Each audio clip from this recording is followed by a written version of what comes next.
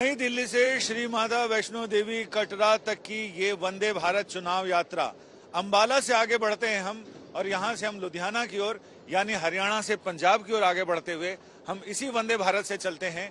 आपको लिए चलेंगे जम्मू और जम्मू के बाद फिर कटरा भी जाएंगे और जहां माता वैष्णो देवी के दर्शन करके वहां के श्रद्धालुओं से, वहां के वोटर से पूछेंगे कि आखिर उनके मन में क्या है। फिलहाल वंदे भारत यहाँ आ चुकी है और इसके साथ ही हम वंदे भारत चुनाव यात्रा के अगले पड़ाव की ओर आगे बढ़ते हैं।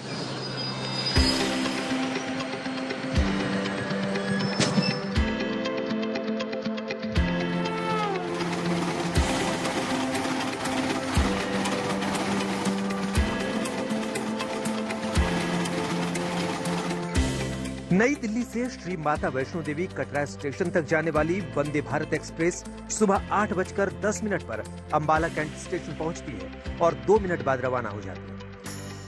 वंदे भारत चुनाव यात्रा के अगले पड़ाव में हम अंबाला से इस ट्रेन में सफर कर रहे हैं और हम जा रहे हैं लुधियाना की ओर, जहां से हमारा फाइनल डेस्टिनेशन है श्री माता वैष्णो देवी कटरा।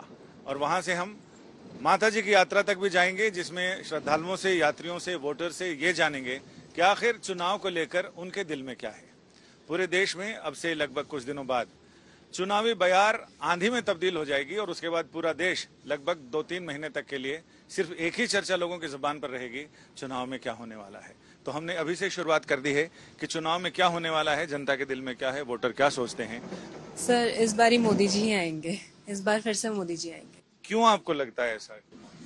क्योंकि उनका काम दिखता है और एवरीबॉडी नोज कि बहुत प्रोग्रेस हुआ है, तो नेक्स्ट टाइम भी वही आने चाहिए।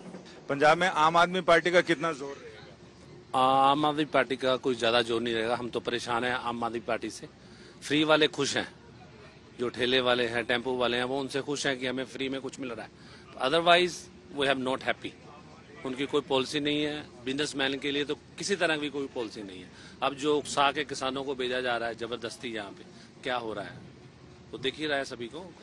एक लेडी उठी थी जिसने राज्यसभा में बोला भी था, जय बहादुरी जी ने, कि सीनियर सिटीजन को 60 साल के बाद में गोली मार देनी चाहिए।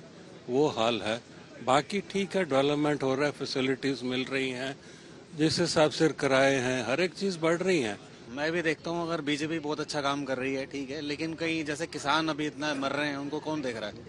उनका हल होना चाहिए। इतना टाइम क्यों लगता है कोई भी एक डिसीजन होने के लिए? अगर कुछ प्रॉब्लम है, उसको करते करते 6 महीने, साल, 2 साल, 3 साल लगेंगे, तो फिर वो ग्रोथ जो है वो छुपती है। मुझे लग रहा है कि ये जो सरकार है ये दोबारा आएगी, क्योंकि इसके काम काफ़ी अच्छे हैं। देश के लिए अच्छा काम किया है, चाहे वो डिजिटल पेमेंट की बात हो या डेवलपमेंट की बात हो।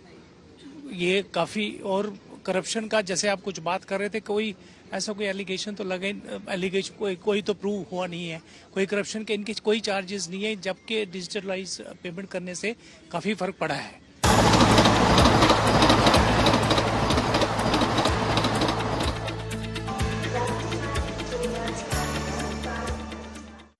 अंबाला से लुधियाना तक की यात्रा वंदे भारत एक्सप्रेस 1 घंटे में पूरी करती है।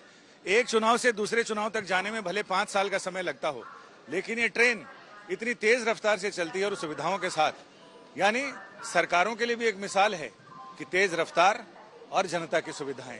आइए लुधियाना शहर में चलते हैं, वहां का मिजाज भांपते हैं कि चुनाव को लेकर कैसा मिजाज है लोगों का। लुधियाना तक 113 किलोमीटर का सफर 1 घंटे 9 मिनट में पूरा होता है। लुधियाना लोकसभा सीट की बात करें तो आजादी के बाद से लेकर अब तक यहाँ कांग्रेस और अकाली दल का दबदबा रहा है। 2009 में यहाँ से कांग्रेस नेता मनीष तिवारी सांसद चुने गए। 2014 और 2019 में कांग्रेस के रवनीत सिंह बिट्टू सांसद बने, लेकिन 2022 में पंजाब विधानसभा के चुनाव में कांग्रेस को झटका लगा। आम आदमी पार्टी ने यहाँ की 9 में से 8 सीटों पर जीत दर्ज की, जबकि एक विधायक शिरोमणि अकाली दल का चुना गया।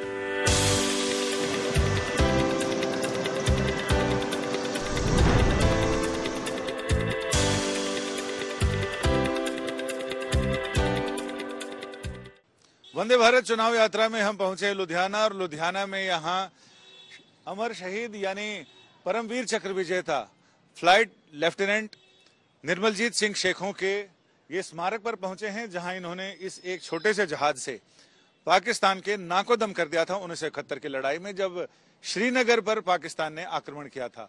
उस समय इन्होंने इसी लड़ाकू विमान से पाकिस्तान की सेना को नाकों चने चबवा दिए थे। ये इनके पी के वाच वाले थे, इनका ये दिमाग था। ये लड़ाई के दौरान इन्होंने बहुत मेहनत से, जद्दोजहद से अपना पाकिस्तान वालों को खदेड़ा और इनके ऊपर विजय प्राप्त करके आप वीर गति को प्राप्त। परमवीर चक्र से इन्हें सम्मानित किया गया और आज सारे लोग सिर झुकाते हैं इनके आगे। तो ये यहाँ का रिश्ता था। और अब आगे चुनाव आने वाले हैं, तो इस शहीद की धरती पर, शहादत की इस धरती पर, जहाँ चमकौर साहब बिल्कुल नजदीक हैं, जहाँ साहिबजादों ने अपनी कुर्बानियां दी, तो ये शहर के लोग क्या सोचते हैं इस चुनाव को लेके, आगे सरकार को लेके, और पंजाब सरकार, केंद्र सरकार, उसको लेके आप लोगों ने क्या मन बनाया? हम तो यही कहते हैं, जो आने वाला भविष्य है हमारा लुधियाने का, इतना उज्जवल होना चाहिए। कारोबार देखो आप बिल्कुल जीरो हो गया है, ठीक है ना। हौजरी लाइन में मैं करता हूँ, हौजरी लाइन बिल्कुल खत्म हो रही है।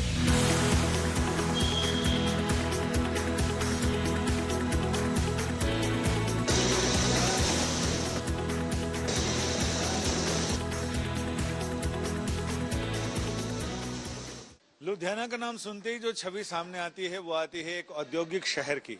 ऐसा शहर जहां कपड़े से लेकर सिलाई मशीन और सिलाई मशीन से लेकर साइकिल तक सब कुछ बनता है, मैन्युफैक्चर होता है। लगभग हजारों यूनिट्स ऐसे हैं जो अलग अलग कंपोनेंट बनाती हैं। हम पहुंचे हैं यहाँ एक होजेरी यूनिट में जहां रेडीमेड गारमेंट्स बनते हैं। यहाँ हम बात करें, मनोज जैन हमारे साथ हैं। मनोज, आने वाले चुनाव को लेके माहौल बनना शुरू हो गया है, तो क्या लग रहा है कि इंडस्ट्रीज और आपके फील्ड के लोग क्या सोच रहे हैं, किस तरफ जा रहा है चुनाव? सर, इंडस्ट्री की बहुत उम्मीदें हैं सरकार से। बहुत सारी चीजें सरकार ने काफी चीजें की भी हैं, जैसे PLI स्कीम, मैं एक नाम ले देता हूं। सो बहुत सारा कपड़ा जो चाइना से आ रहा है, वी आर ट्राइंग कि मेड इन इंडिया कुछ हो जाए। सो PLI स्कीम के अंडर अगर मैं बात करूं तो अगर वो मशीनें और यहाँ पे सेटअप हो जाता है, अगर बड़े उद्योगपति इन चीजों को मशीनों से कपड़ा यहाँ बना पाए, तो हमें चाइना से डिपेंडेंट नहीं होना पड़ेगा कपड़े के लिए। मुझे लगता है कि एक बार बीजेपी को आना चाहिए, बीजेपी को सर एक बार आना चाहिए यहाँ पर भी। तो जहाँ तक कि उन्हीं का लहर है, तो फिर एक बार यहाँ भी तो आना ही चाहिए ना उनको।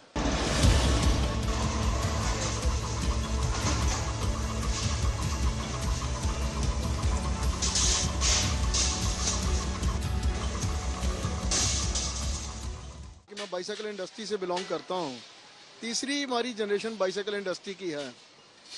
जिस लोगों से हम दुखी होकर दूसरे को वोट देते हैं, तो पता लगता है कि घड़ी की सुई तो शायद 1 मिनट बाद में चक्कर लगाती है, इससे पहले वो बंदा खिसक के दूसरे की वॉशिंग मशीन में चला जाता है। तो हमारी वोट का फायदा क्या है? समाजवादी से हम हैं। हाँ जी। तो आप वोट करने के लिए यूपी जाएंगे जब चुनाव होंगे? हाँ जी, बिल्कुल जाएंगे। तो सारे लोग मोदी जी का नाम ले रहे थे, आप मोदी जी ने किया क्या है? किया क्या है? मोदी जी ने बहुत अच्छा काम किया है, बहुत। Everyone is very happy with BJP. थोड़ा पंजाब के अंदर जरूर बीजेपी बैकफुट पे है, बट बाकी हम देखें तो BJP will definitely repeat. Punjab में बैकफुट पे होने का कोई कारण है क्या? कुछ किसान आंदोलन से बीजेपी की वोट्स काफी टूटी है यहाँ पंजाब के अंदर। Otherwise industry sports BJP. अकालियों के साथ गठबंधन का कितना असर पड़ेगा? कुछ फर्क पड़ेगा उससे। लुधियाना की पहचान 3 W से भी होती है, वीट, वूल और व्हील, यानी गेहूं जो पहला आधार है, पहली पहचान है, उसके दाता ये पंजाब एग्रीकल्चर यूनिवर्सिटी है, जो देश की सबसे बड़ी यूनिवर्सिटीज में से है, यानी 125 एकड़ से भी ज्यादा बड़ा एरिया है इसका। और इसमें पंजाब को अभी तक यहां तक पहुंचाने में, यानी गेहूं की फसल और फसलों में और कृषि में पंजाब को आगे लाने में इस यूनिवर्सिटी का बड़ा योगदान है। और यही वजह है कि हम यहाँ आए हैं ये देखने के लिए कि 3 आधार, वीट, वूल और व्हील।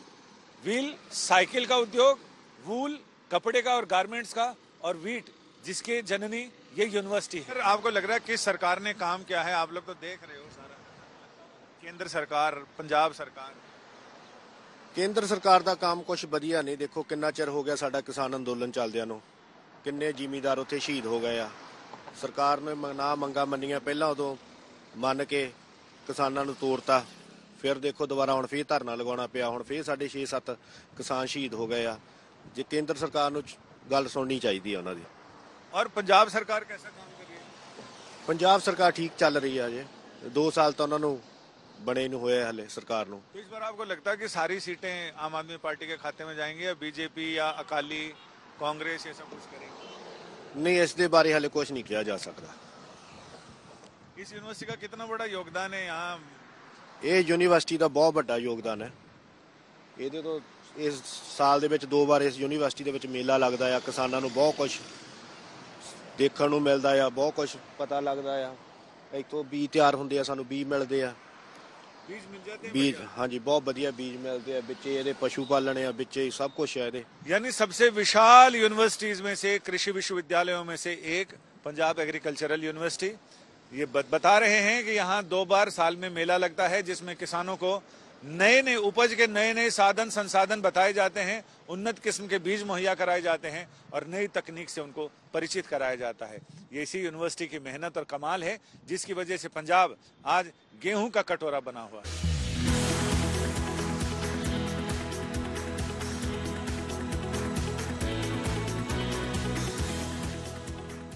तो आइए लॉटरी मार्केट में लोगों से बात करते हैं कि इस बार किसकी लॉटरी लगने वाली है।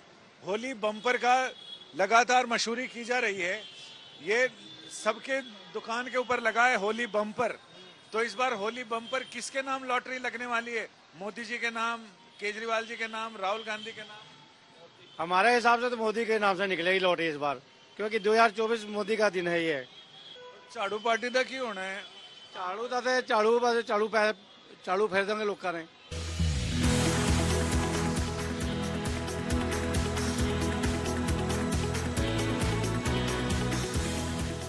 लुधियाना की एक और बड़ी पहचान जो अब धीरे धीरे धूमिल होती जा रही है, शहीद सुखदेव राजगुरु जी का ये जन्म स्थल है। इसी कमरे में उनका जन्म हुआ था 15 मई। और यहाँ जब हम पहुंचे हैं तो बड़ी मुश्किलों से, चूंकि नई पीढ़ी को इस नौघरा की और शहीद सुखदेव के जन्म स्थान की कोई जानकारी नहीं है। सरकारें कई आई, कई चले गई, कांग्रेस आई, अकाली आए, और अब ये सरकार अब 2 साल से ऊपर हो गया है। मैं समझता हूँ इनको भी कोई ध्यान नहीं है। इनको ध्यान इसलिए नहीं कि ये भगत सिंह को उठा रहे हैं अकेले।